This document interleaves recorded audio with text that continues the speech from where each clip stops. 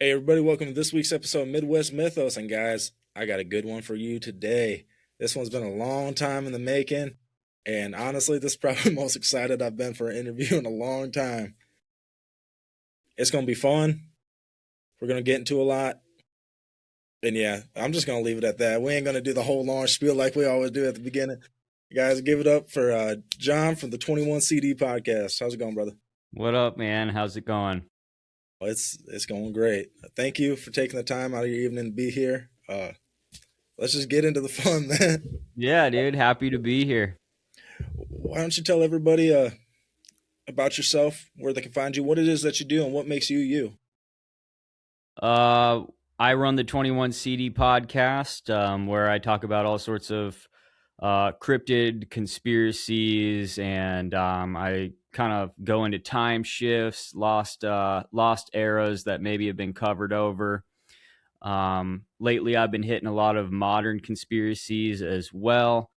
21 CD stands for 21st Century Dystopian. So I try to stick to topics that pertain to modern man and try to connect history to our current problems as well to show how time is basically just, repeating itself over and over. And if we learn from the past, we can be prepared for the future. So you can find me you can Google 21 CD podcast and you'll find me. I also have a website, 21cdstudios.com. Everybody, go share the love, go leave some 5-star reviews, uh, drop some comments, and go check out his merch too. He's got some pretty sick merch. I plan on getting some here pretty soon. Uh, and yeah, guys, there ain't there ain't really any show that does it like he does it. It's definitely not an echo chamber like most of the shows. You're gonna hear topics that you've probably never heard before. So go I show him like to some love. ruffle feathers, man. That's the thing. Like when it comes to the echo chamber, I feel like you can tell the same story so many different ways. Um, when you come to YouTube world and stuff like that, a lot of people will tell the same story in the same ways. But I feel like if you just you do a little research on the matter, you find so much more that actually reframes the story and might make sense to a lot of people. We'll talk about things like Bigfoot, or we'll talk about other cryptid encounters, and then those stories will become popular on YouTube.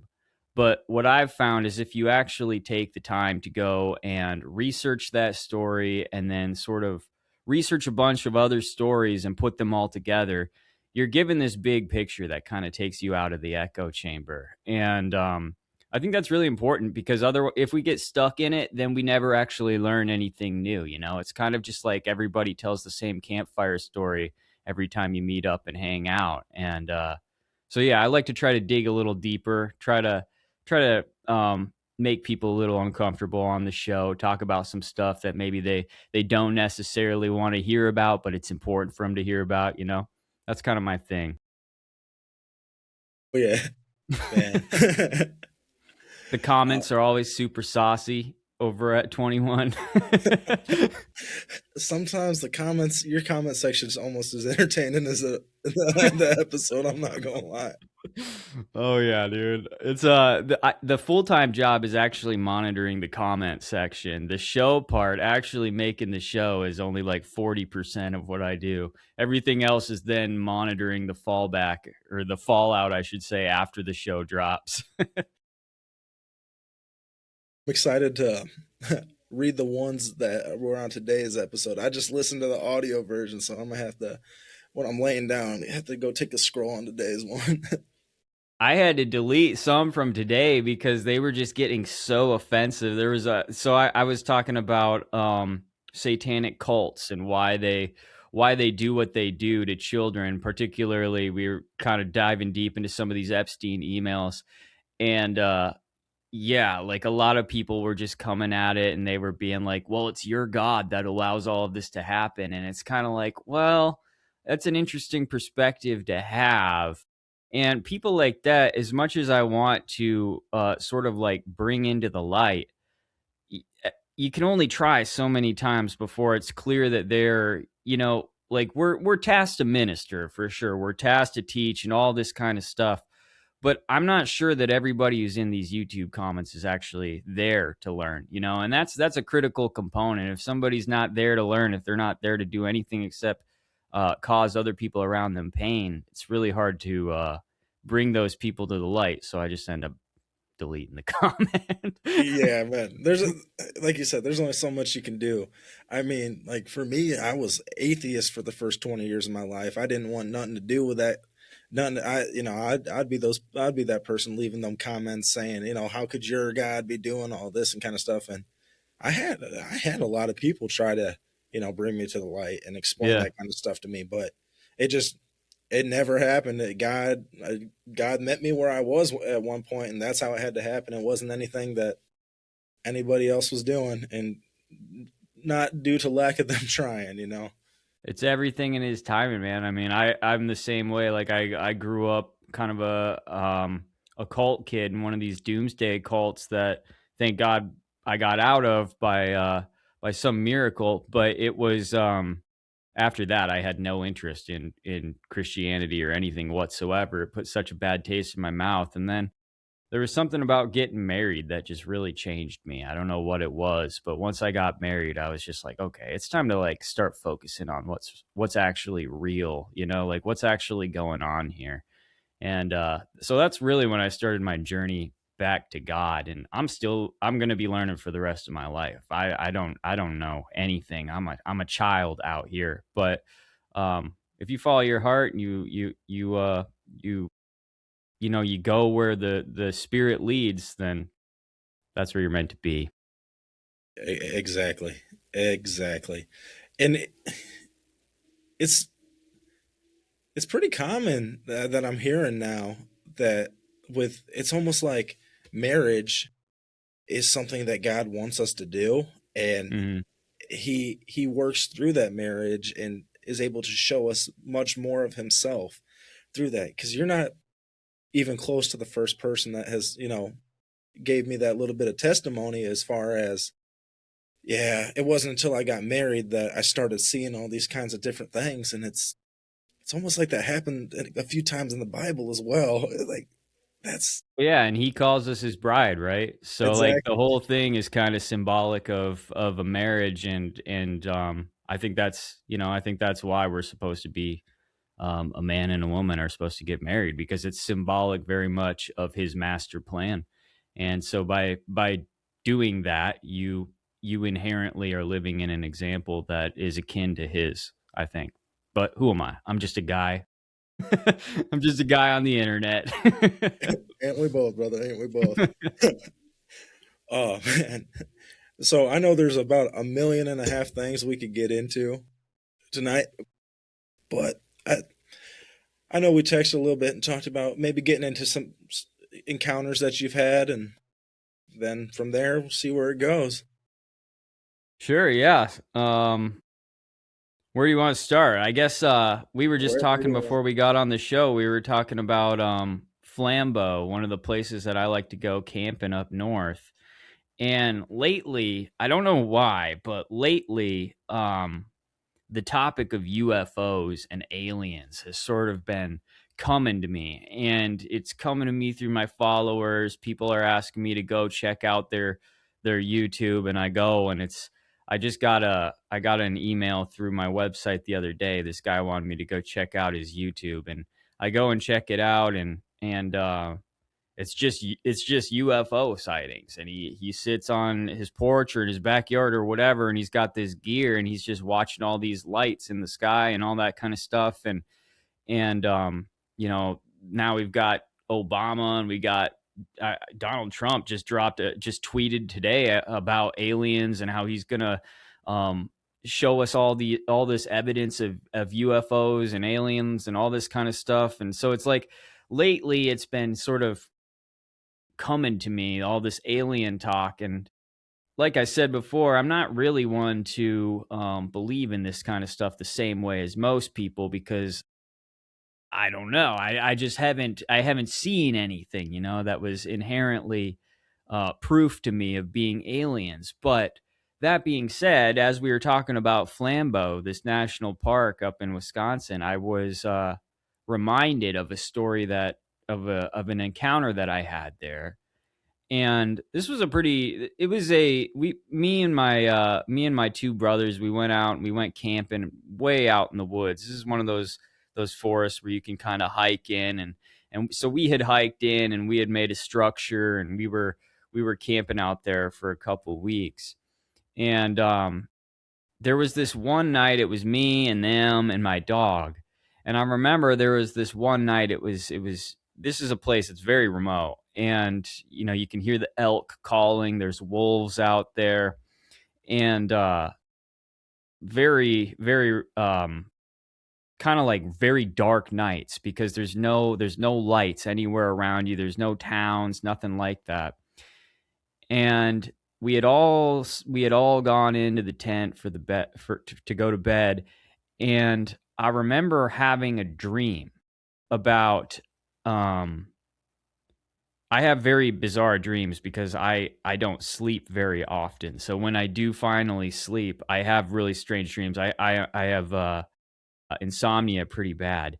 And so I had this dream that I was digging a hole in the forest with my hands. And it was one of those strange dreams where you're not quite sure if it's a nightmare, you're not quite sure what's going on. It's just me in the darkness digging a hole with my hands. And then all of the sudden, the we I kind of wake up, and it's me and my brothers we're kind of all right outside the tent because we had been seeing lights flashing on the outside of the tent. And so I felt like I must have been in some kind of state of like sleepwalking or something. I'm not quite sure. And sure enough, this single light beam, I caught it just as I was waking up. This single light beam that lit up the entire forest flashed across, and it was like in a circular motion. It flashed across the entire forest. It lit up the whole thing bright as day. There was no sound whatsoever, just a very bright white light. There was for a moment we could see everything in the forest, and then that was it. And then the next day we actually went out and we started collecting more firewood, doing what you do when you're camping. And sure enough, right outside the tent there was a hole that had been dug, and I looked under my fingernails and I had dirt under my fingernails. Wow. So I'm not sure what to make of that whole experience, but that's the closest I've ever been to having a UFO experience, or some sort of like what seems like technology that I can't really explain. And it's always kind of made me think twice about aliens and UAPs or UFOs or whatever, because there's a lot of people who have those encounters, and they must be encountering something. Right. Like it's not like all of you were telling me yourself that you've had many UFO sightings. And so it's kind of like, if you believe in angels, you believe in demons and all of this kind of stuff, what are we actually seeing flying around in the sky? Right. Exactly. And that I know I'm the one interviewing you, but this reminds me of a story that a guest on my show, my brother Michael Swan. He's got a ministry that goes from Muskegon, Michigan, all the way down to Indianapolis. The man's it's called the Prophet's Table. So he is very in tune with the spirit, and I don't know if he's like, I would necessarily call him a seer, but he does see more than the average person, or I would say even average Christian. And over the Lake Michigan, he was looking over the bluff and he just saw this orb and stuff. And he was thinking, oh, it's probably a UFO or something like that. And then it just occurred to him, like, no, that's an angel just hovering over there. He's like, I don't know if it was good or bad, but it was an angel that was just hanging out over the lake. Why do you think he thought it was an angel? That just was the closest thing to come to mind, or If I remember correctly, because I haven't talked to him about it, and this was one of my first episodes. Um, I'll have to ask him about it. I'm pretty Y- sure he just like he could feel it, yeah. like he knew it was not from this dimension, and See, he's and that's what I'm more. See, I think it's more like that, man. I don't know if the sky is a giant mirror in some way or like a reflection inward or something like that because I just can't believe, I don't know why, but I can't believe in the technology aspect of it for some reason. Even when I think about like the way we're taught about heaven and stuff in the Bible, it's not a it doesn't seem like a technological realm. It seems like a spiritual realm. One of the things that I was having this conversation with somebody the other day, and the it's interesting how the Bible rarely, if ever, mentions the technological advancements that occur during the entire timeline of the Bible being written. Like they go allegedly from the Stone Age through the Bronze Age, through all these different ages, and you eventually get to Revelation, where there would have been significant advances in technology since the beginning of time, since Adam and Eve, right? And yet the Bible doesn't really allude to much of that advancement at all. It doesn't talk about technology in that way. And so I don't know if that's because the Bible is meant to transcend time altogether, so you're not supposed to have a picture of technology in your brain, period. But it also seems that everything that God accomplishes, all of these archangels, all of these demons, these fallen ones, the Elohim in general, the the Nephilim, even, like we're taught in the book of Enoch, like maybe there was some hybrid experimentation, but we're not really taught that that was like a technological thing. It's always a spiritual thing or a brutalization of nature thing. And that's very interesting to me because I'm left to assume that when we all die and we go to the afterlife, it's not going to be some technological wonderland. It's going to be a spirit realm. Therefore, I kind of believe that it must be some sort of what humans would call dimensions. Of course, that's not that word is not in the Bible in that way, but the closest concept that we have of what that realm with God, with all of the spiritual entities is, would be something akin to another dimension. And because of that, these aliens and these UFOs, I feel like they're closer than we realize. And so, like, even when we look at them and we see them way up in the sky, are they really way up in the sky, or is that just the way it's being perceived right now? And then you've got people who are like this guy who I was watching on YouTube. He's whistling and they appear to dance with hmm his whistles and stuff like that. How does that make any sense unless you're connected on a spiritual level, right? Unless that UFO that's hundreds or thousands of miles away is listening to you whistle to it, and it knows that you of all beings are whistling to it. Like, how does it tap into your psyche and stuff like that? All of that makes me believe that this is something way more spiritual than technological. Exactly. Well, have you heard of it? It probably goes along with this dude that's doing the whistle, but it's part of the New Age movement of the manifestation of UFOs, UAPs. Like they'll sit there and just in their minds, they'll get into a meditative state and try to manifest and connect with these UFOs, and eventually they do appear. There's a high success rate of these things appearing, which to me, if you're doing something in the sense that we both know that's not from God, the New Age stuff, Hmm. and they're doing this, it just to me just all right. That's either a fallen entity or a demon, something like that along those lines. That is, like you said, there's a spiritual connection there. Like I don't know if it's maybe if you go through the man, I haven't talked to Coltic on here in a minute. Like the whole astral projection, the silver strings and stuff like that. Are they? are you projecting your string out there and these things are seeing it and pulling in, or are they, Sort of who, like quantum entanglement type stuff. Yeah. yeah, Um yeah, I don't know. And then there's also the idea that if these things aren't on our side at all and they're meant to sort of deceive us in a way and appear more powerful, because obviously when you see something that's like that, when you see something that's performing in miraculous ways, like they're way out there to the point where you can't even give them a shape, but they seem to respond to what you're doing, you feel less powerful than it in a weird way. Like it feels more powerful than you. And because you're the one who's left to wonder, what is it? But interestingly enough, people always assume that it understands you. So what you have then is this feeling of, oh, I'm the one who's small. I'm the one who doesn't understand it.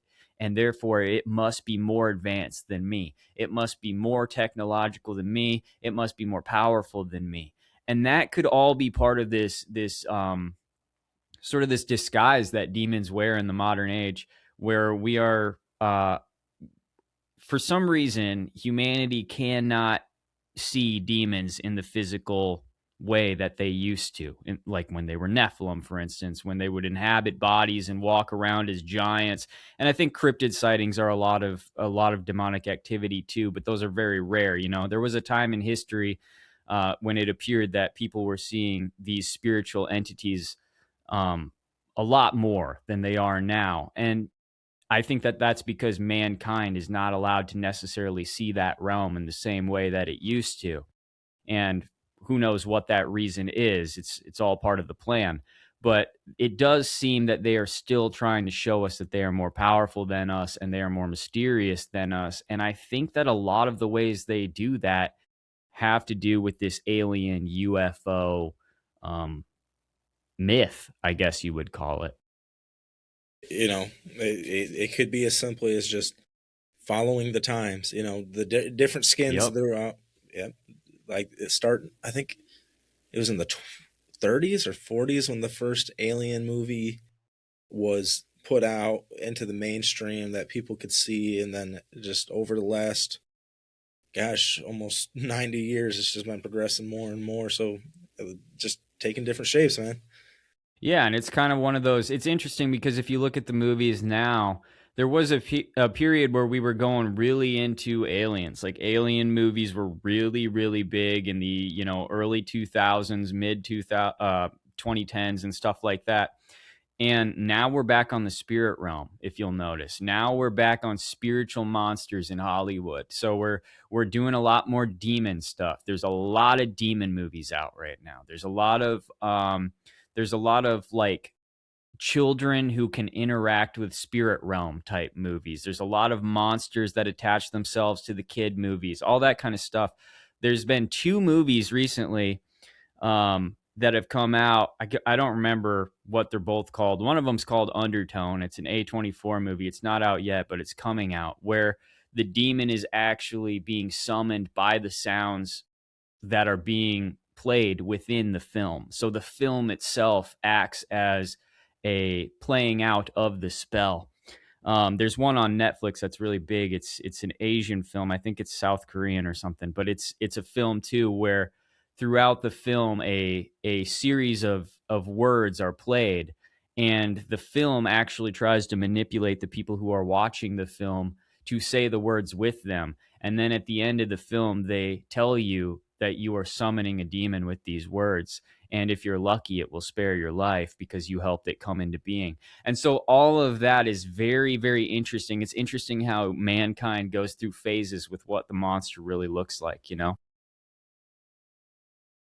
It's going going back just a tiny notch to what you were saying about all these spiritual like demon movies and stuff like that, and like the children interacting with them, like the heavy focus on children. I don't know if like in your life right now you got a lot of young kids around you, like between the age of 3 and 8, but I'm surrounded by them, especially at church and stuff like that. And the churches in this area, because I have my main church I go to, but I help lead worship at about 4 or 5 different churches across Indiana and Michigan. And I keep on hearing stories of these kids are actually being able to see into the spirit realm. They are seeing demons in front of them. They are seeing angels.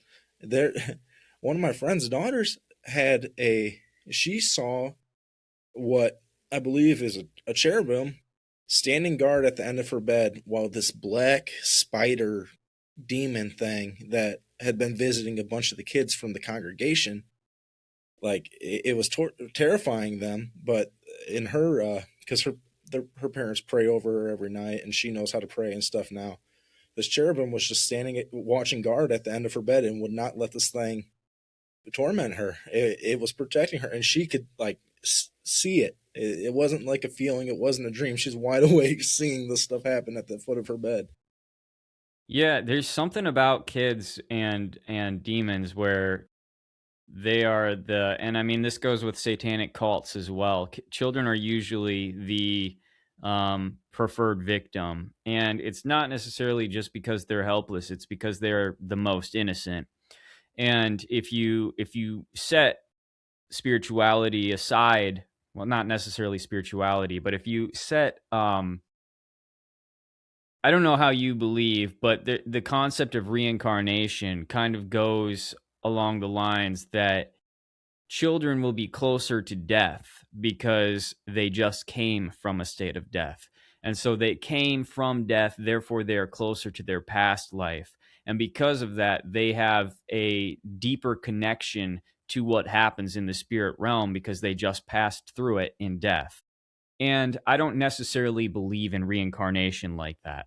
But what I do believe is that there is something that happens to a child that allows them somewhere in their formation period that allows them to somehow have some kind of connection to the spirit realm that is very different from adults. And it's something that we lose over time. And I don't know why that is. Obviously, it's one of the mysteries of life, but because of their innocence as well, children are often the preferred victims because to destroy something innocent is it provides more power for the predatory class than destroying something that's already corrupt. You know, you if you think about it as water, if the water is pure, it's going to sustain you more and provide more qualities than if you were to drink muddy water, which is what I think I would be, you know? And so I think that the demonic realm kind of behaves in the same way. I think the demonic realm teaches mankind to do these horrible things to the children and stuff like that. I think that the demonic realm sort of works through men for that end. But it's the same thing with like the Slender Man case where these girls, this happened not far from where I live. These girls, they believe that Slender Man, who is a creation from a creepypasta, not even a real demon from ancient lore, was sort of brought into being through them attempting to sacrifice somebody, another child, to this demon, because that's what Slender Man is. And it's all very interesting how it appears these days demonic activity is really, really ramping up simultaneously with all of the witches in Hollywood, the music industry, people, entities like Lady Gaga with her Abracadabra album and all of this kind of stuff. Ariana Grande with Wicked, where she is a witch and she, sort of projects that in, Mila Abramovich with the spirit cooking, all of this kind of stuff. There's this, and I mean, don't even get me started on all the Epstein emails that people just got to witness where they talk about witchcraft and all of this kind of stuff. It is definitely this movement, it appears, back to the demonic age, which is why I told you before we got on this show, I don't think technology is going to be able to advance because I think that it is going to begin to eat itself like, the serpent that eats its own tail. and it will be caught in the spiral, it will be caught in the loop, and eventually we'll just end up back at the medieval ages because humanity cannot progress in that way. It cannot be, we will not reach the singularity because we're not meant to. And so we will fall in on ourselves and be forced to begin again. That's kind of, I know that's a tangent, but that's what I'm kind of known for. Hey, no, no, I love it, man. No, maybe that's what's been happening all through history.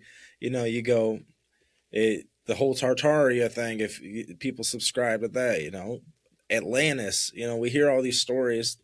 Hell, even the Roman Empire. Yeah. It it's like you said, like the serpent, the Ouroboros or whatever it's called, the serpent that Yep. eats it, yep, eating its own tail. We just keep on doing that, and honestly, the only thing that's going to break that cycle is when Christ Himself comes back. Yeah, I just read this a news article the other day too from this archaeologist. It wasn't really a news article.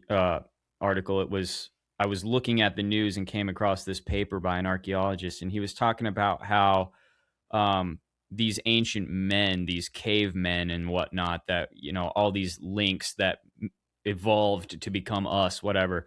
The reason that they died off in stages is because these were different elements of man. And I don't believe this per se. It's just an interesting concept.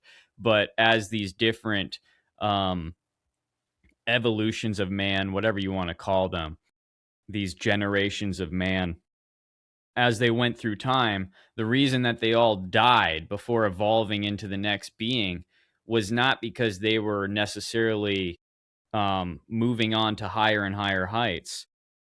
There were great extinction events for each one of them because mankind inherently will reach a point where he no longer wants to be alive anymore. And when mankind reaches that point through just a severe lack of God is what it really comes down to.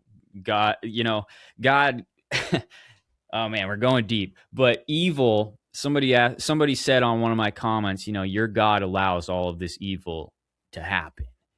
And what people need to understand about evil is that God did not invent evil. Evil is a lack of God. So evil needs to be thought of as a hole in the ground where there's nothing in it. Evil is a void. It is nothing. Just like a black hole. There's nothing there. It is nothing. And so, if something is evil, evil is describing an absence of God. And so God did not invent an absence of himself. That absence is created by you not seeking. And because of that, mankind eventually will always reach a point where they have been so long without seeking that they become a void themselves, and they die out. And then sure enough, like mankind always does, we see this story over and over in the Bible. We're forced to begin again. And so it's interesting when you look at it from that perspective, like again, going back to we're going to return to the medieval ages, and all we need to do is get through this demonic period of self-destruction to reach that point. Who knows how many times we've done this, and who knows how much time has gone by on the planet. Mankind likes to say 6,000 years, but that's not actually written anywhere in the Bible. So who knows how long we have actually been playing this game, waiting for Christ to return. But like every generation, I truly believe, I truly hope. I shouldn't say I believe, but I truly hope it's ours. Right, right. I tell myself that every morning when I'm having I get to work. I'm like, Jesus, can you just come today, please? Yeah. Yeah, like Please. any day now, God, please. I know the tribulation's gonna suck, but I know you'll get me through it. I really don't want to make next week's episodes, God. Can you just come back already? How about this? Gotta hop on the other side of the mic and just give us Yeah. a rundown, please. Yeah. Exactly. Exactly. But I don't know, man. I think a lot of people who have their cryptid sightings, they're seeing the demons too. Like I think that these cryptids are not always on our side, especially when they're causing feelings of horror, feelings of fear. It the Bible talks about how man's kind of afraid of angels. They're kind of afraid of God or whatever. He is horrifying simply because of how powerful he is. But the feelings of love are overwhelming those feelings of fear. God does not rule with fear. And so I have to believe that if you're feeling fear when you're seeing a cryptid or seeing something in the woods, seeing a UFO, and you're being overwhelmed with feelings of dread, that's probably not of God, which means you're seeing something demonic by nature, you know? And I don't know about you, but I've learned that the hard way firsthand. Yeah, and there's a distinct feeling too that you get between a predator. I don't know if you've ever been in the woods and you've seen like a wildcat or you've seen like a bear, but there's a distinct difference between the feeling of seeing an apex predator in the woods that is, you know what it is. It's a jaguar, it's a cat, it's a wolf, a pack of wolves or something like that. Yeah, it's a bear. There's a distinct feeling that you get when you see those things that isn't necessarily the same when you see a cryptid. The cryptid, you're filled with this feeling of coldness. You're filled with this feeling of it's almost like suffocating. But when you see the predator that you can name, it's more like your primal instincts of survival kick in, and they're way different feeling. At least from my experience, they're way different feelings, and so that's kind of how you can tell the difference between what is supposed to be here and what's not. Right. And I'll just say this for my audience, because they've heard me talk about it and stuff before, especially like when I've recounted my encounter with one of my encounters with them. Like you said, you're like your primal instincts to survive. But when I've seen some of these, I always describe it as like a primal fear that like is not anything ordinary. It's something that my ancestors and their ancestors and ancestors, going back however far it takes, experienced on the daily. Like this is a Mm-hmm. feeling that I'm not supposed to have, compared to like the primal like instinct of, all right, be big, be loud, and stuff like this. Like the primal fear in my case is always like, I just want to curl up in a ball and just get this over with, whatever it is. Yeah, I spoke about that recently on my episode about NPCs in the wilderness. That feeling, they call it the feeling of Oz, which is an interesting name for it. Same way that you would speak about the Wizard of Oz. It's this feeling that is an unnatural, sort of like a spiritual uncanny valley type feeling, where you know that there is something watching you, and it is believed to have, evolved along through man since the beginning of time when they were being hunted, basically. But who knows? Who knows, man? Who knows? It's one of those many things that we've said a few times already. We're just never going to know the answer to. And it's frustrating, but what can you do? Exactly. At this point in my life, I'm just like, it is what it is. It is what it is. When was the last time you had an encounter? Uh, April? Well, yeah, like a real big encounter. It was in April of last year down in Tennessee. How about yourself? I don't know, to be honest. Like my last encounter that I can verify, um, hmm, maybe, I it's so hard because sometimes like it's like you have a spiritual experience, and I don't know if that counts. Like a year ago I made a film. I went out to Iceland and I saw what I thought was Pan. I don't know if you watched my film on that, but I made a Yeah. yeah, so like I saw that face and had some vibes there, and I don't know if that counts as an encounter. Um where I live close to I'm sure you know this, a burial mound that is like less than a mile from where I'm sitting right now. And I have bizarre experiences around that mound from time to time. I've had things go missing while I'm out there filming. I've had I went out there to make my short film Feral, about feral people, and had some articles of clothing go missing, and then I came back and found them in trees and stuff like that. That was kind of weird. Every time I go there, I've had just that feeling of Oz that you get. Not too long ago, I went out there and I took a jar and I buried it underneath a stump. There was like this stump that was, it's kind of like a rotting stump. So I took this jar, and the soil is nice and soft underneath. So I buried it underneath.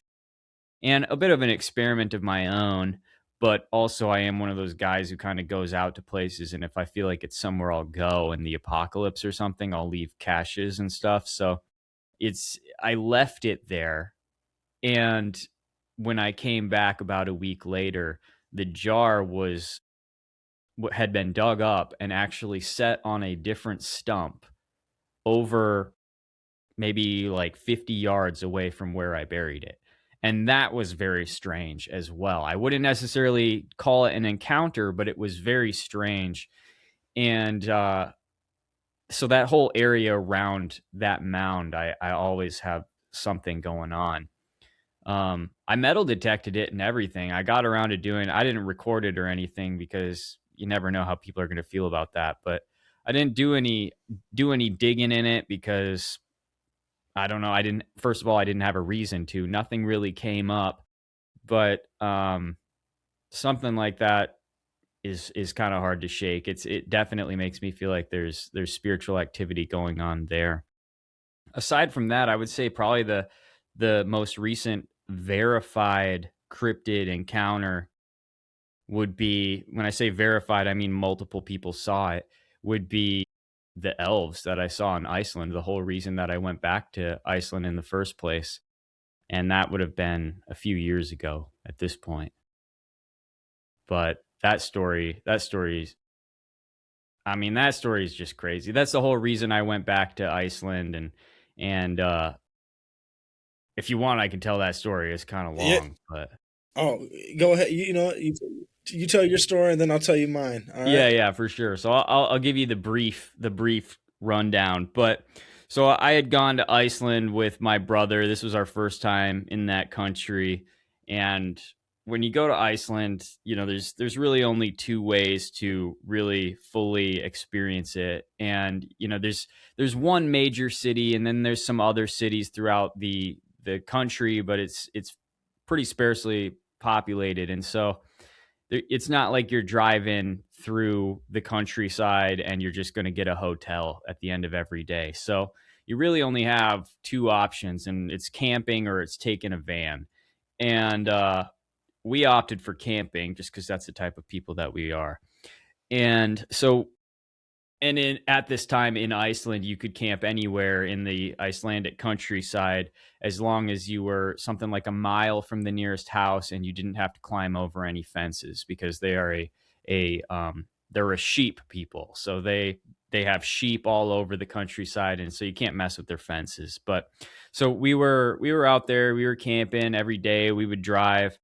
Iceland is a roundish country, so they have the Golden Loop. So you drive around the whole outskirts of the island, and it was our penultimate day. So we were going to head out the following day, and we stopped at this place. The place is called Thingvellir. It's one of the most popular places in Iceland, and it's basically where they established their government, but it's also where they formally, I should say, abandoned the pagan gods and took on Christianity. And so when they did that, they killed a bunch of people who failed to or rejected Christianity, failed to convert or rejected Christianity altogether. And these were witches, these were just your typical types, your indigenous people who weren't going to convert, etc. And they would do this in a variety of ways, ranging from drowning in this cold river that flowed through this area. This area, Thingvellir, it's a massive cliff, and at the bottom of the cliff, in Iceland, since it's a volcanic rock countryside, there's just cliffs that make no sense that just jut out of the ground. And so it's one of these random cliffs. If you were on top of the cliffs and you just kept walking, you would think you're going to walk to the ocean or something, and you wouldn't even know that there's a cliff before you. You would just fall off of it. It's kind of like that. And so it's just rising up out of the ground, and it looks like a castle, to be honest. And there's a river that flows at the bottom of it. And in this river, which is very cold water, It connects to it. It goes very, very deep into the ground. You can dive in it and like go between tectonic plates and stuff. It's bizarre. But they would drown people in these pools by tying them to a chair and basically dragging them through the pool. So they would go in on one side alive, come out the other side dead. And they would behead people here, throw them off the cliffs, hang them, do all sorts of Viking um, brutalities upon these people. And so there's a lot of blood in the ground here. And there was a time when let's see, where am I going here? There was a time when we were walking through this area during the day, and we noticed that there were signs that were saying don't throw coins into these pools. And these signs were right next to these other historical signs that were talking about, what happened in this area. And if you looked into the water, you could see that people completely ignored the signs that said don't throw coins in, because the bottom of the, these pools were filled with gold and silver coins, and I'm talking probably thousands upon thousands of dollars worth of Wow. coins. And so we noticed this, and I thought in that moment it's very bizarre that mankind, regardless of having simple and clear instructions not to perform this act, which I, of course, thought deep into, they're not just throwing coins, they're giving their wealth to something. They're giving this wealth to something. It's bizarre. It's almost magical, you would say. And Iceland is filled with stories of magical creatures. Every Viking myth that you can imagine has a place in Iceland. And so you've got the gnomes, you've got the trolls, you've got the giants. I personally believe that one of the last Nephilim strongholds was in Iceland. Um, there was an apocalypse that occurred in Iceland, a volcanic apocalypse. Obviously, it was seen all the way in the Middle East during the Little Ice Age, which was around the period of the Black Plague and all that kind of stuff. I believe that God actually struck Iceland at one point because there were so many creatures of a deviant spiritual nature that were wandering around there. But you also have these creatures known as um, the spacing here, but they're these beings that are like humans that aren't humans, that are more like elves. Okay. And they're these little human-like creatures that inhabit the rocks and the troves of caves and the grass mounds and all this kind of stuff. And then you also have the elves and the Holdafolk. Excuse me, they're called the Holdafolk. And that area, Thingvellir, is known for elves and Holdafolk. And so as I was watching people throw their coins into these pools, I was like, what an interesting phenomenon I'm seeing right now. Because elves, of course, are drawn to wealth. The Holdafolk like to receive gifts. And you have these people disobeying the rules to give their money to a place that is known for these elves and these Holdafolk. So me and my brother, long story short, now that I got done with that stupid rant, me and my brother thought, we're going to camp here tonight and we're going to come out here at night. And that's what we ended up doing. We set up camp there. Where we camped was probably about a mile or two from these cliffs. And during the night, sometime around midnight, we decided to go back to that location. And so we're walking. It's pitch black out. There's stars in the sky, but it's very, very dark. And we're not exactly sure if we are necessarily supposed to be out here because it's technically a park, and we don't know if we're supposed to be walking around in the park at night. It's one thing to camp in the camping areas, but it's another thing to be walking around the paths and all this kind of stuff at night. A lot of parks close at certain times and stuff like that. And so we don't have our flashlights on or anything like that. And we start to approach the cliffs and we get this feeling of Oz. We get this feeling of dread that starts to come over us.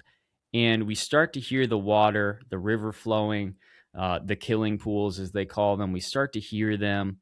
We know we're getting close. There's a bridge that we have to cross, like a wooden footbridge that we have to cross. And once we get there, then we will be where we are trying to get to.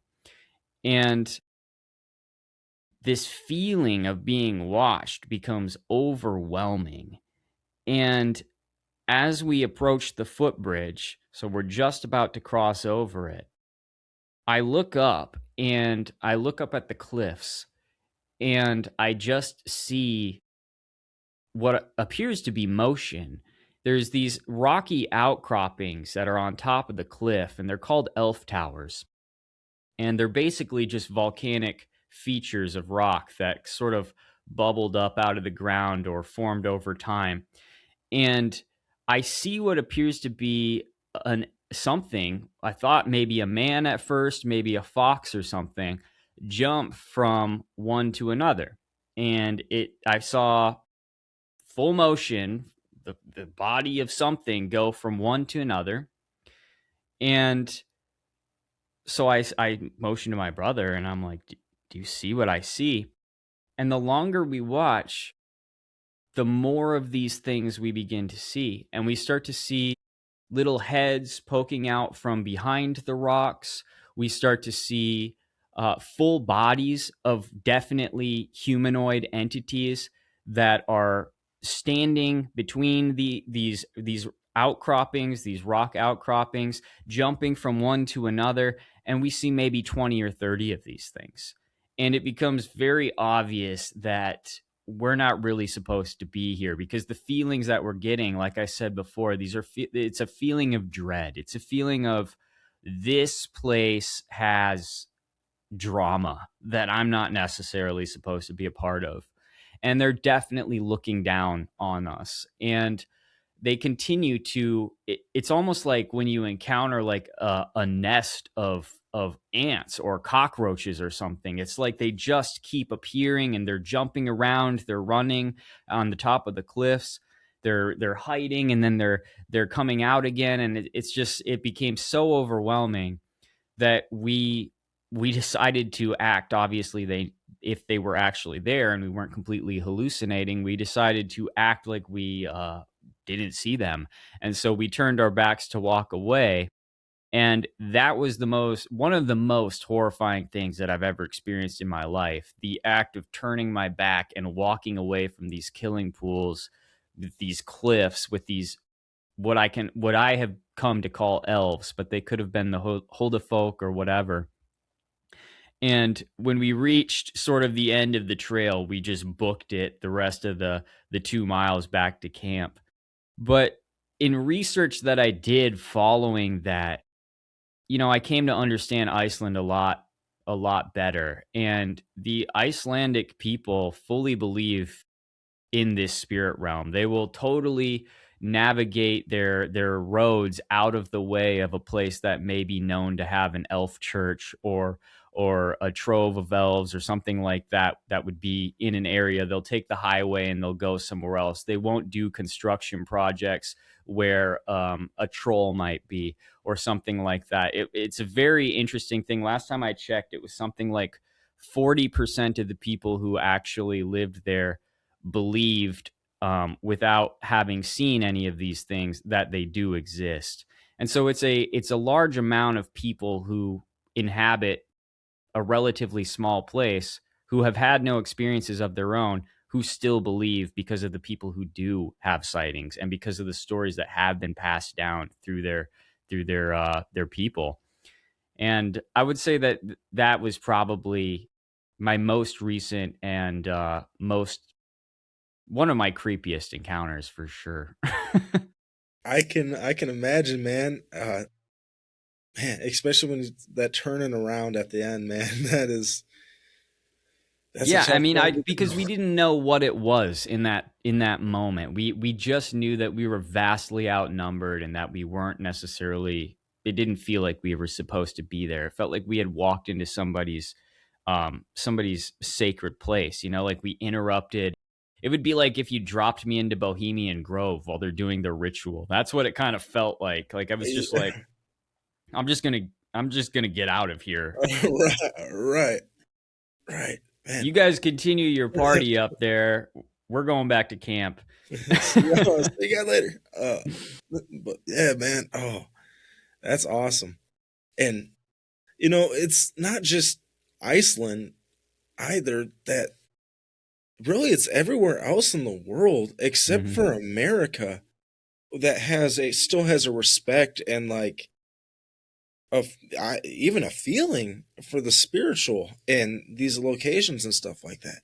Like I got friends that have come straight out of the Congo, and they talk about how like just the spiritual is an everyday aspect of their life, whether it be the jungle demons, different cryptids and stuff like that, or just the spirit of God. Every aspect of their life revolves around the spiritual dominion around them. In similar situations, they won't build in these areas. They won't. Their roads and stuff. They ain't got highways out there, but their little roads and stuff.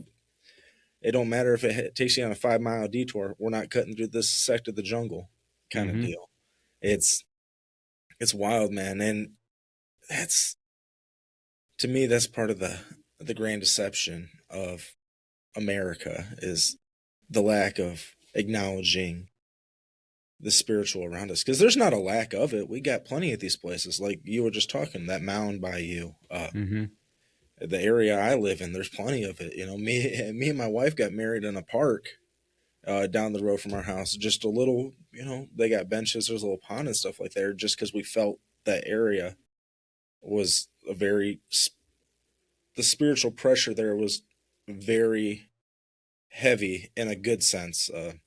Because a lot of people in the area go out there. That's where they go and pray. That's their secret place, is that place. And at the time, that was where mine was too. And now there's people building altars to Odin and stuff out there. But you know, Well, and I think that there's a lot of reasons um, that the people hate it when I call the white man the colonizers, but it's not just the white man.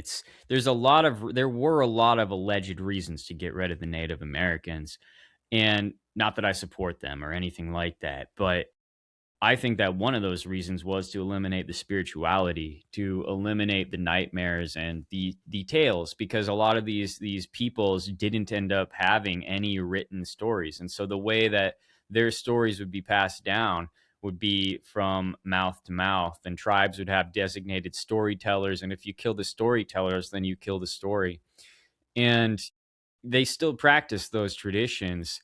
And it doesn't matter what reservation you go to, what tribe you study. Studying these Native American tribes is one of the main things I do, because I believe that they are really the only ones who have the actual true story of what is now the United States.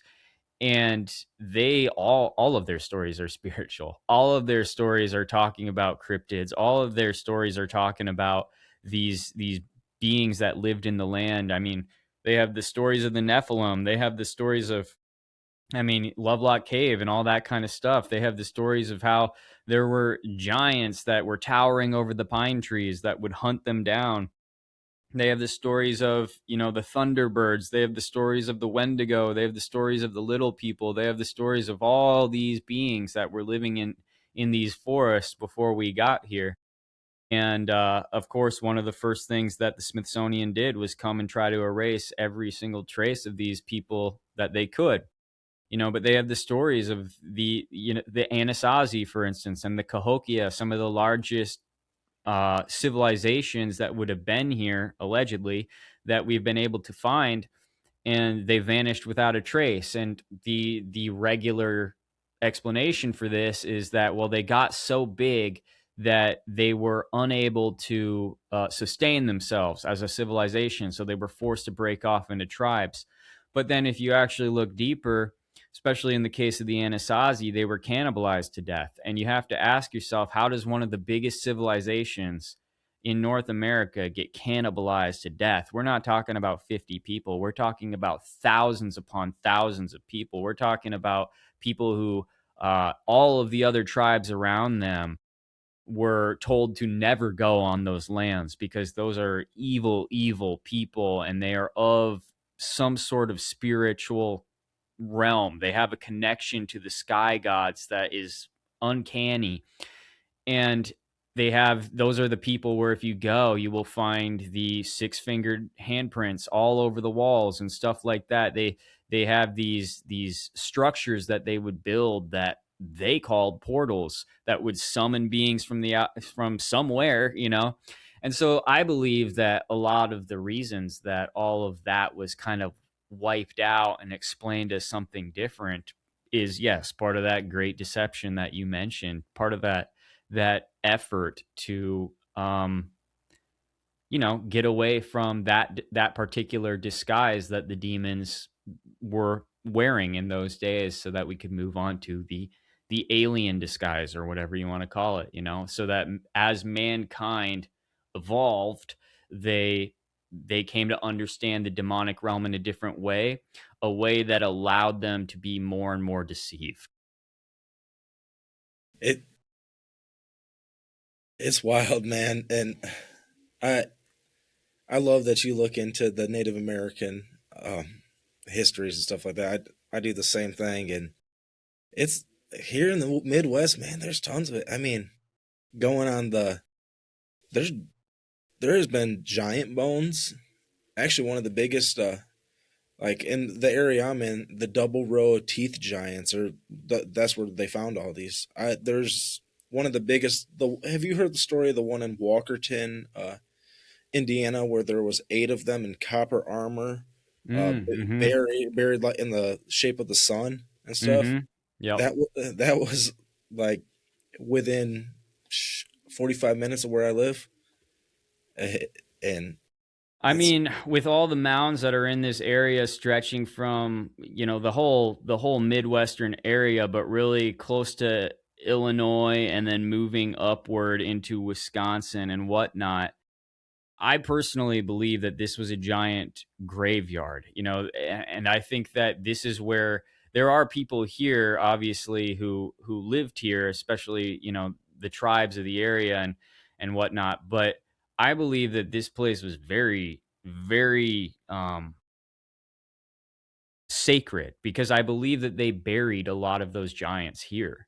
And you have these stories of giants all over these Midwestern states, and they allegedly dug up dozens of thousands of these mounds.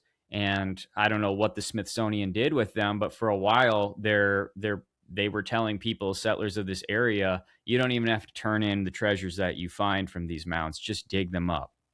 And what prompts somebody to do that, especially a museum? The museum itself is telling you to get rid of the evidence. We don't really care, but if you do want to send it to us, go ahead. And then you have stories that you hear all the time of people who do submit their giant bones or their skulls or whatever to the Smithsonian to try to get some kind of understanding of what they're looking at, and then those things just go missing.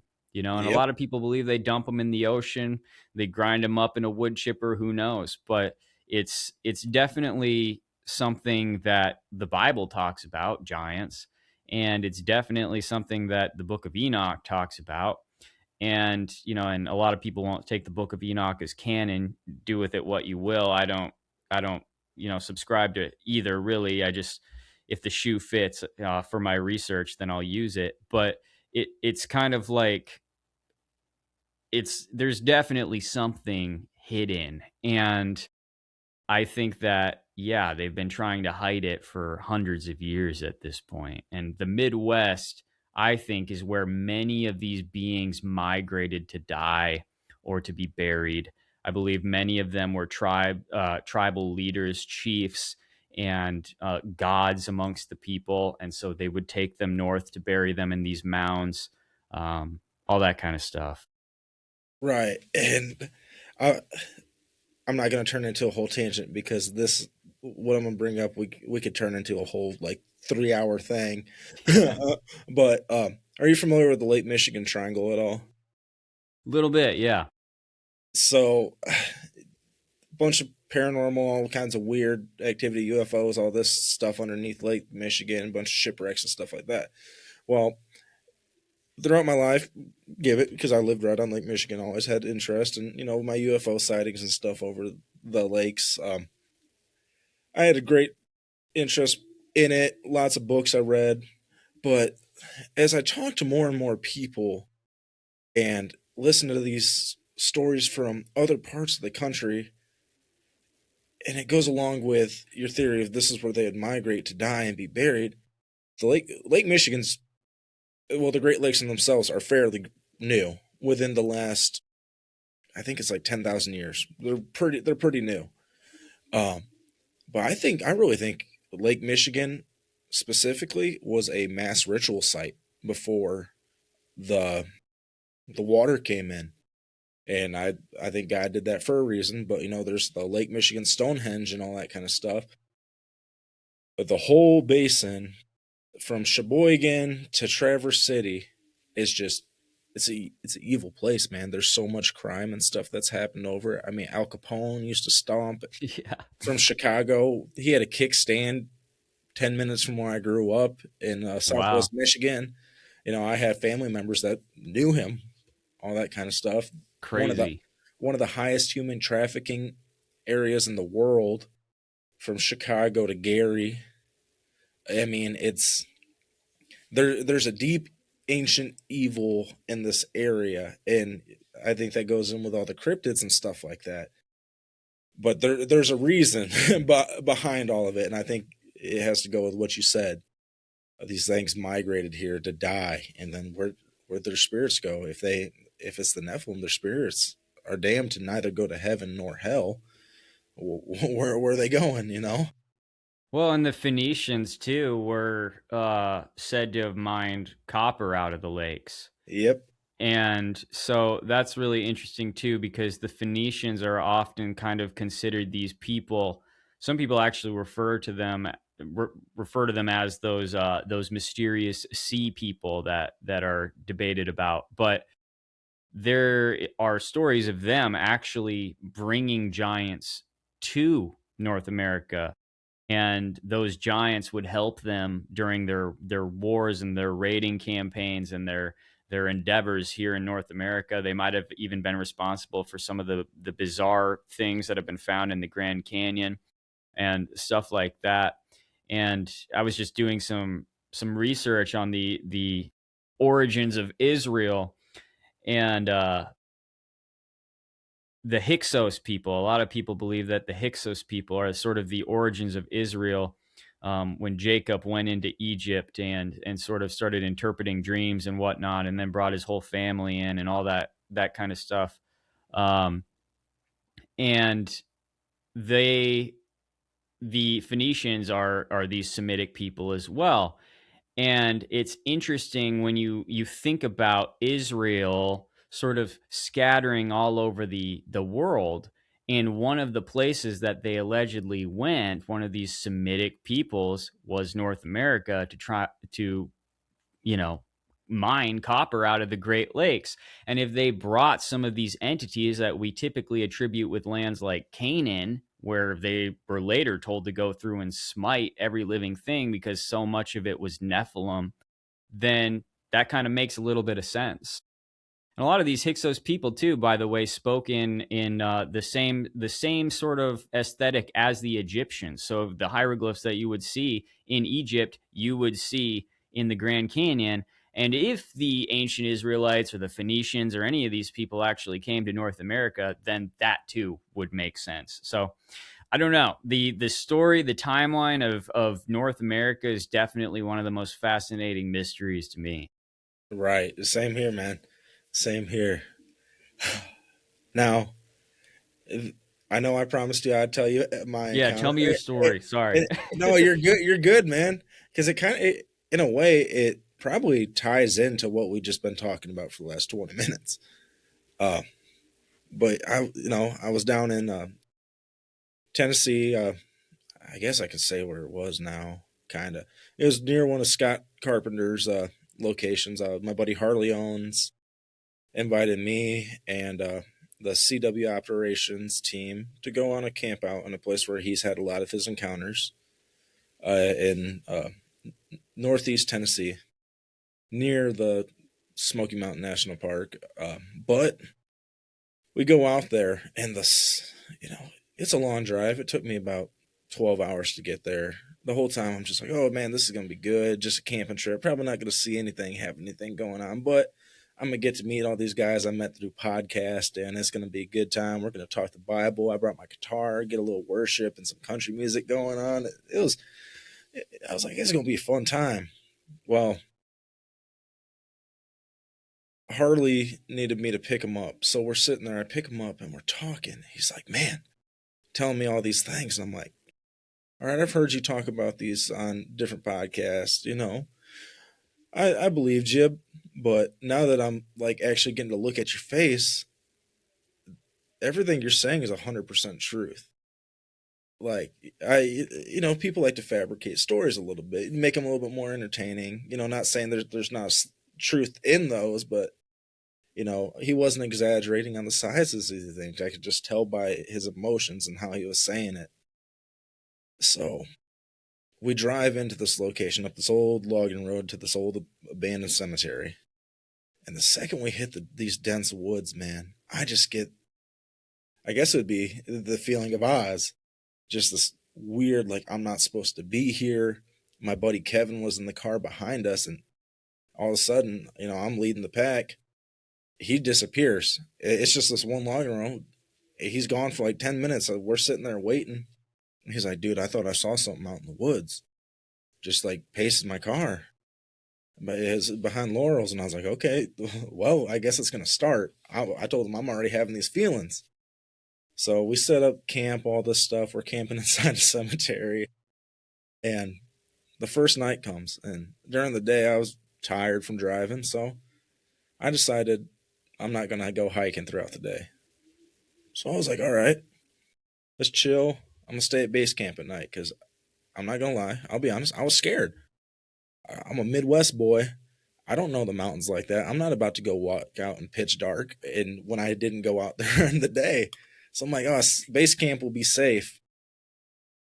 Boy, oh boy, was I wrong. The first night, man, we heard the teams go out. I'm helping run comms back at camp. And all of a sudden, we got this chem light hanging up at the end of the road. This thing just blacks out and goes back. Something's running back and forth in front. I'm like, man, what's that? We hear some rustling. And then all of a sudden we hear this owl. And it goes, oh, the whoo. And I'm like, man, that's a weird owl.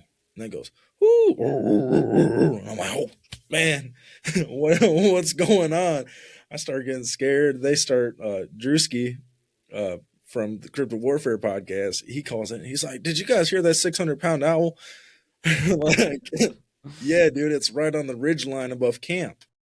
He's like, yeah, we're heading back to camp. It's a monsoon's about to come in. And it start pouring rain, all that kind of stuff. I'm like, all right, man. We're all sitting talking underneath the canopies. All right, well, if this is as much action as I get for the trip, I'm fine. This was fun. It was worth the drive. I get to hang out with all y'all. Well, monsoon came through, so everything's super muddy. The next morning we get out, I decide, all right, I'm not tired. I slept good. Let's go hiking.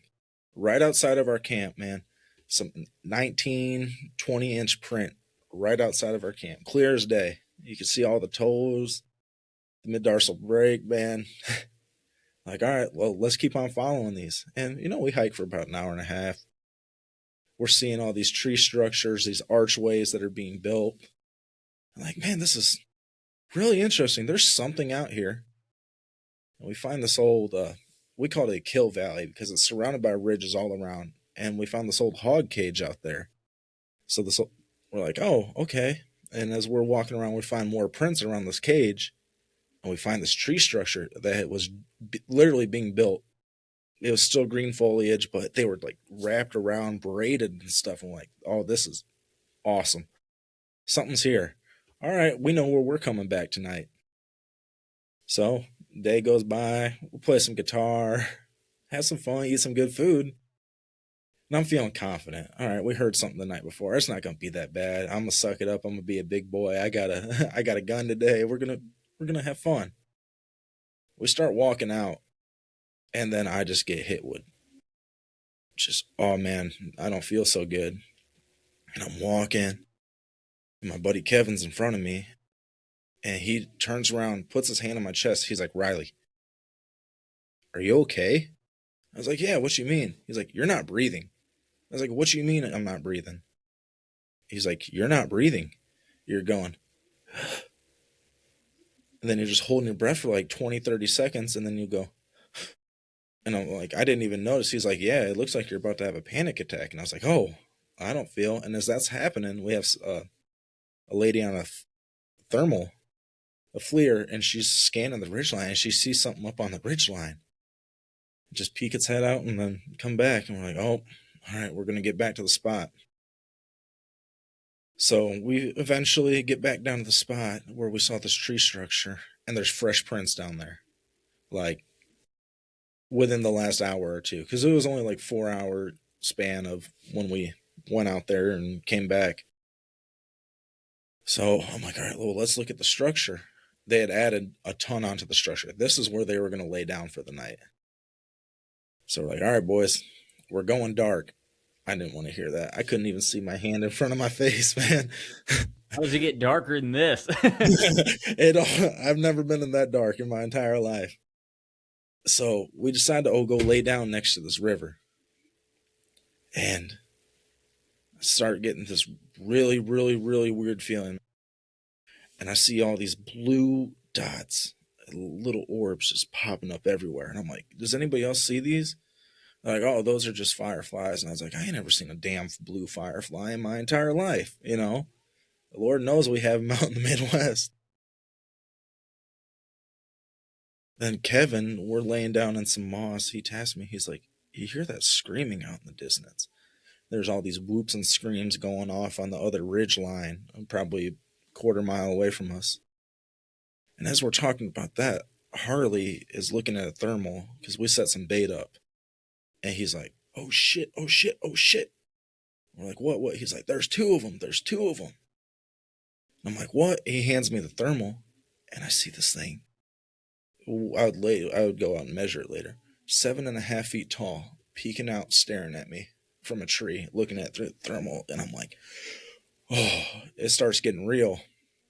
So I handed the thermal to my buddy Kevin, and he's looking at it, and he's like, oh no, it's there. I only see one of them, like you did, Riley, but there's one definitely there. We don't know where the other one went.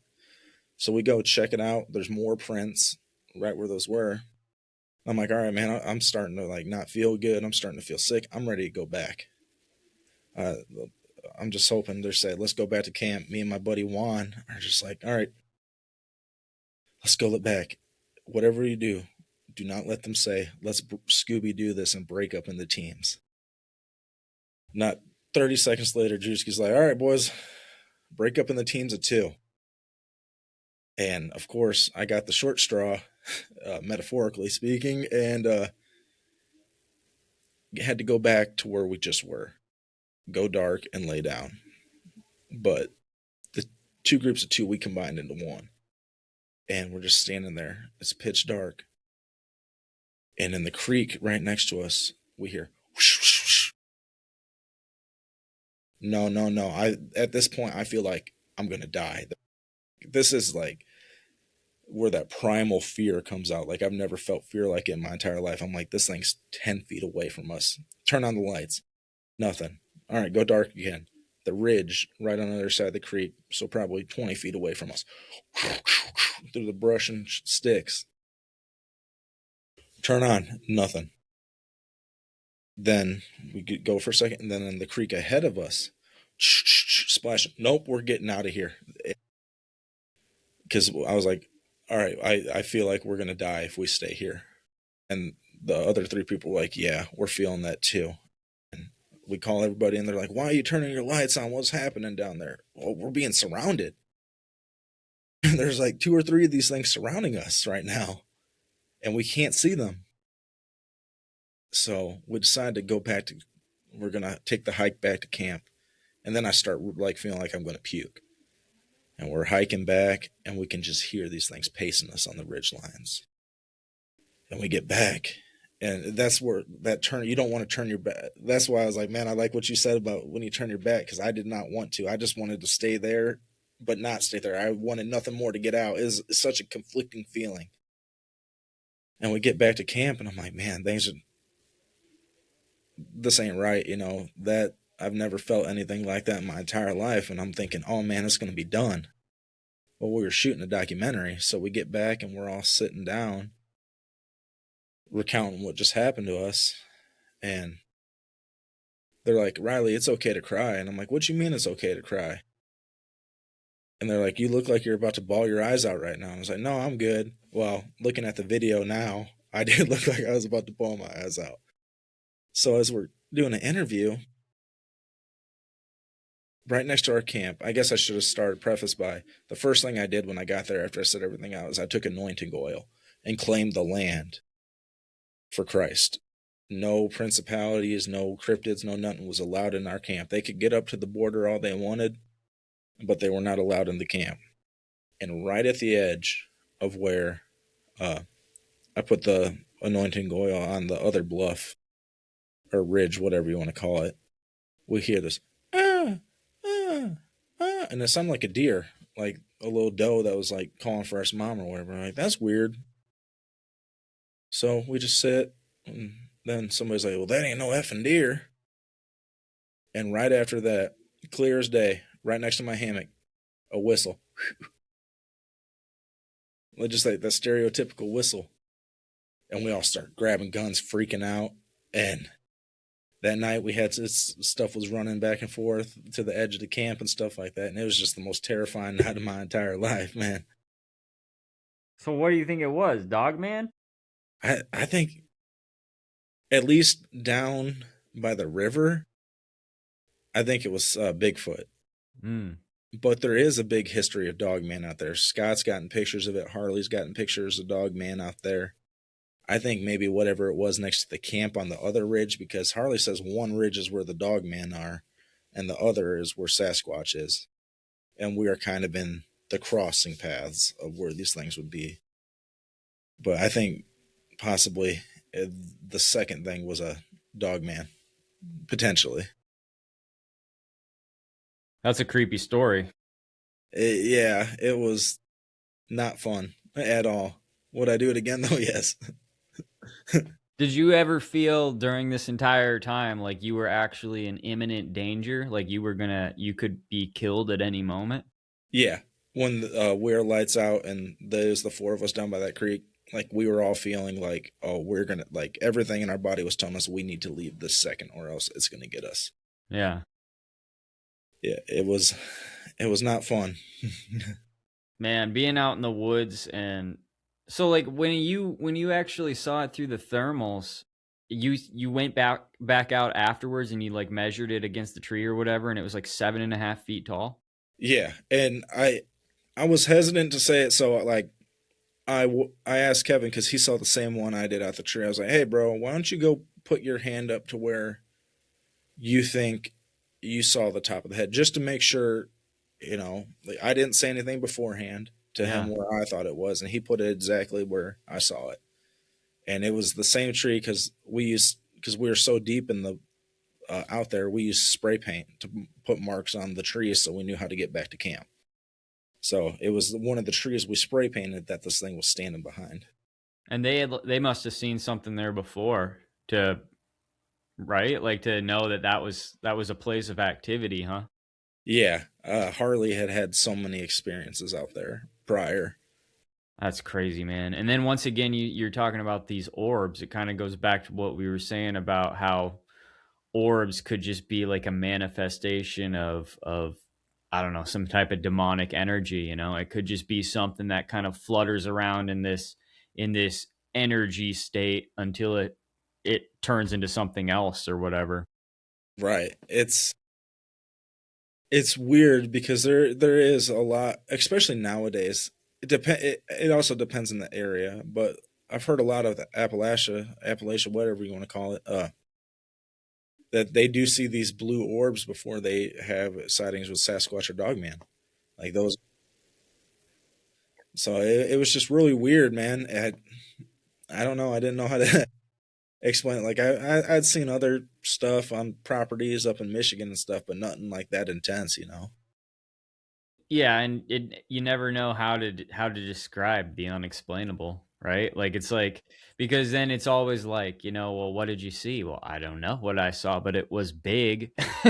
It was big, and I know that I felt in danger for my life. So that's crazy, man. I lived down in Tennessee for a little while, and um, there's definitely weird stuff going on down there. I don't know what it is with the Bigfoot and the Dogman sightings, but there's definitely a lot of activity like that down there.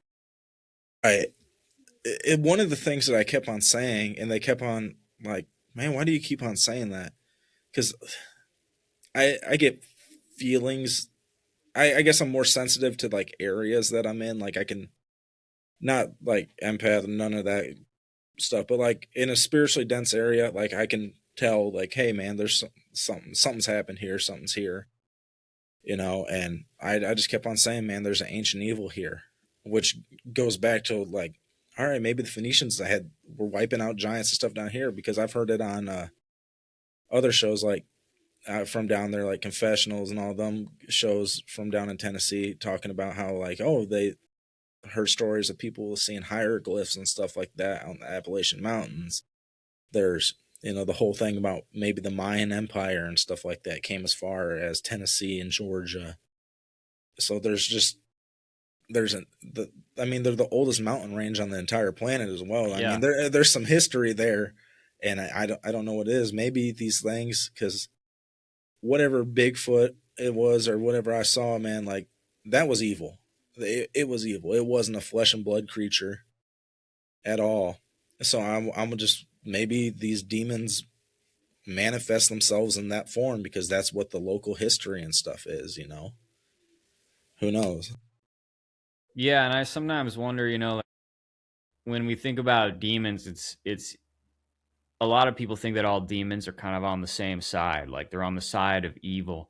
But I personally believe that there's a lot of spiritual entities that don't have a side. And so they're just kind of these rogue creatures, just like any animal or you or me. Like if I decided to go and be a hermit out in the woods, there's demonic entities that do the same exact things.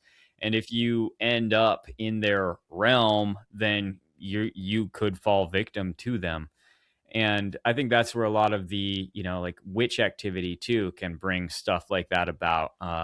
Obviously, sites that have experienced great traumas, whether it's massacres or anything like that, great evils have been inflicted in the land. Those places also seem to be more susceptible if there's a lot of blood that has seeped into the earth and stuff like that. And I don't know. Down there too, you've also got the Mammoth Cave system, which is all throughout that area, which in of itself is extremely bizarre. Some of the oldest mummies ever have been found down in those caves, if I remember correctly. Right. They found like sharks in the bottom of those caves. Like Really? yeah, there's been all sorts of stuff found down there, and that's also kind of like that realm, if I'm not mistaken, of all that missing, like a lot of missing 411 stuff is around there. But whenever you start reading the stories of what's going on in Appalachia, those are always the scariest stories that you can find. They're always intriguing. People love those stories, man. But there's so much truth to them, man. I know. You know, I, I go and I'm a pretty skeptical person. I enjoy talk. People find that hard to believe just because I talk about all this stuff with the enthusiasm that I think it's all real and that every story I hear is real. But I'm just that kind of person that's like, all right, I'm gonna believe it's true until I have a reason not to, or I'll give you the same enthusiasm because maybe you think it's 100% real. I'm not gonna sit there and be that dude that just beats you over the head. Nah, everything you're saying is a lie.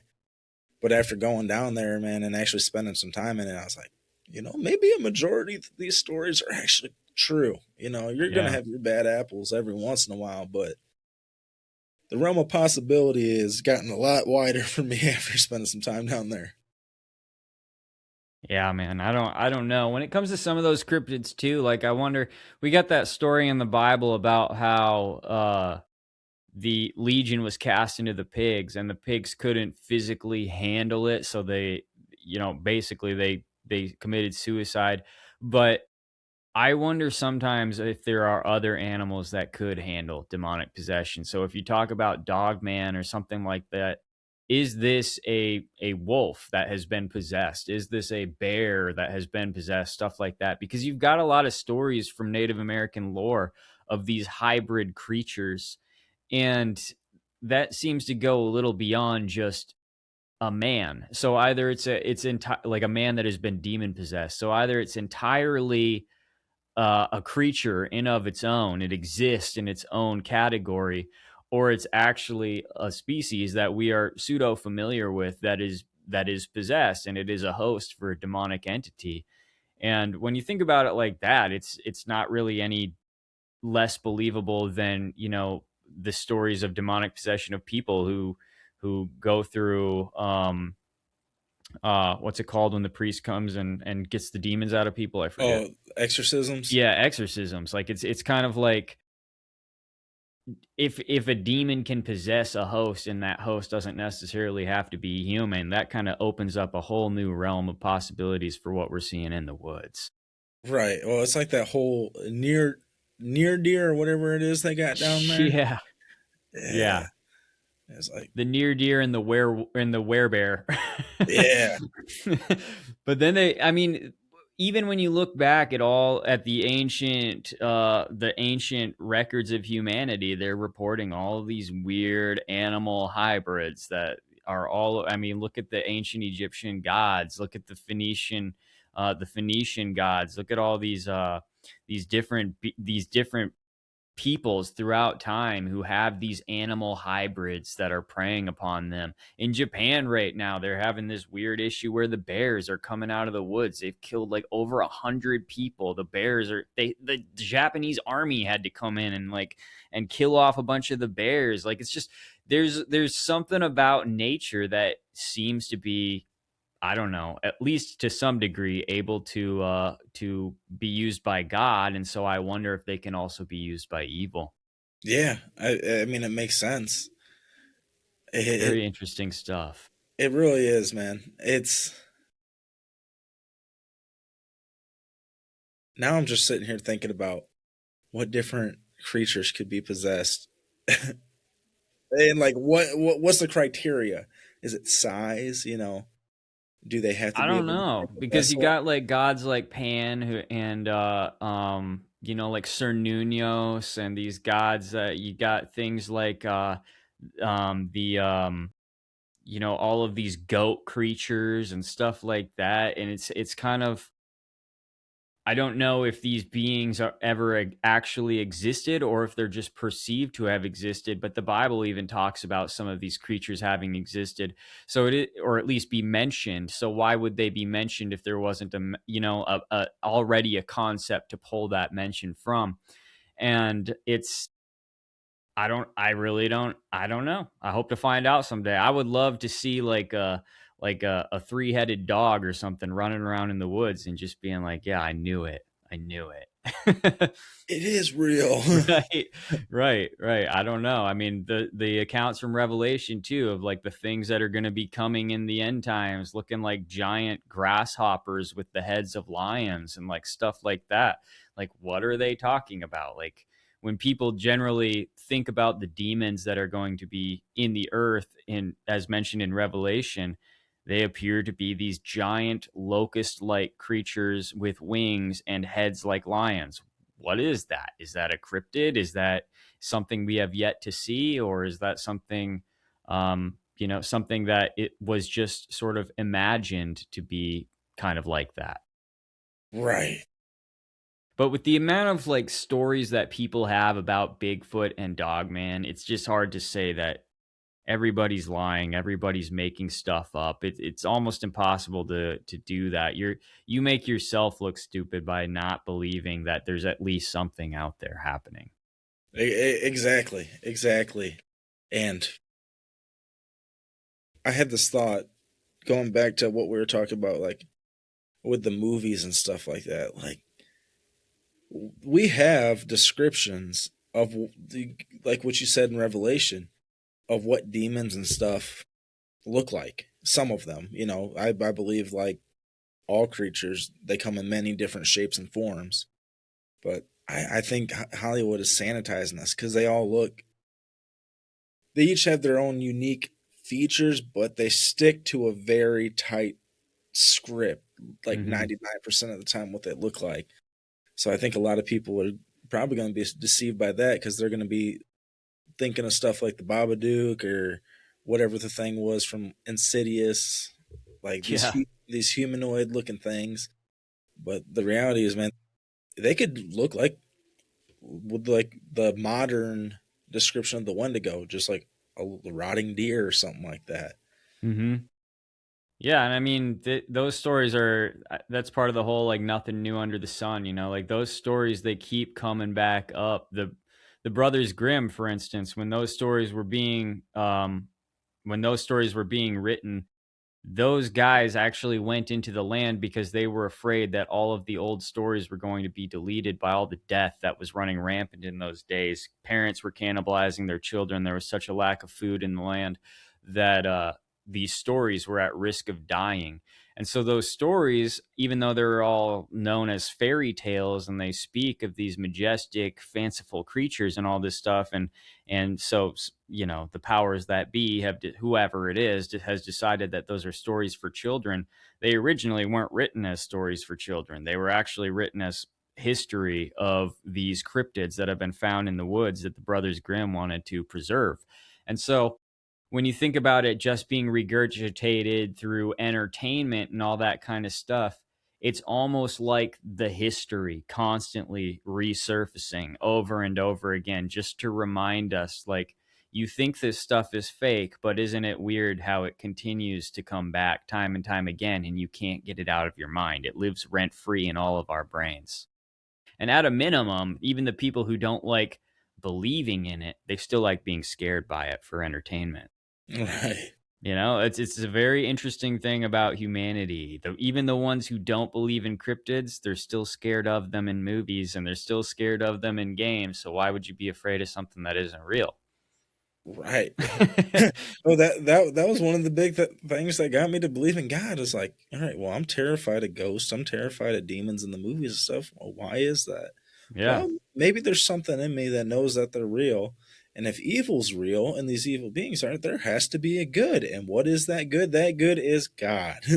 Yeah, it's like that inherent fear of like sunken eyes or black eyes and abnormally long fingers too. Like just another thing that humans they can't really explain why those things startle them or make them uneasy, but they do, and who knows what it goes back to. But I would wager it goes back to something that happened to us in our past that looked like that. And that's why those fears persist. Kind of just like you said, like the feeling of being watched that just follows us through our evolution as we continue to live on this planet, something that came from our ancestors that we can't forget. Man, we hit a lot of stuff tonight, man. Yeah, dude, this was a good episode for sure. Oh, it's a weekday night. It's getting kind of late. I think this would be a good place to call it for tonight, and we'll have to do it again soon.